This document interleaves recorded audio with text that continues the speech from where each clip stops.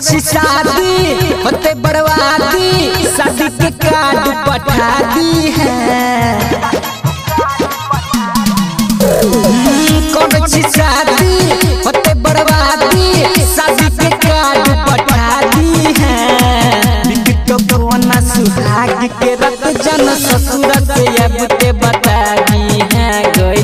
बिकटो कोना सुहाग के रत जन ससुर से अब ते बता दी है।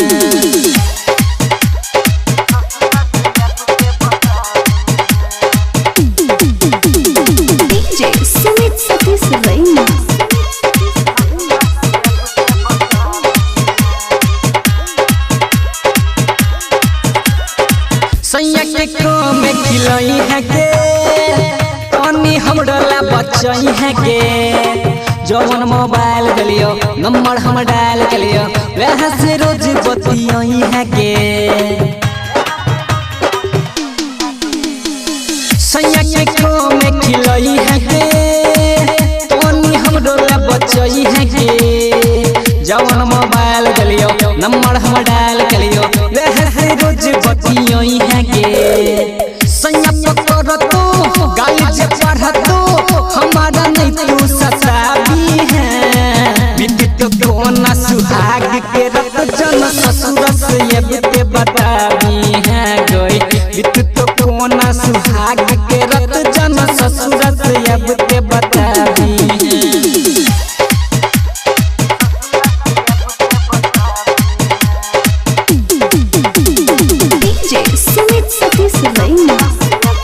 अभी आप सुन रहे हैं खुटौना से मैथिली म्यूजिक की शानदार प्रस्तुति।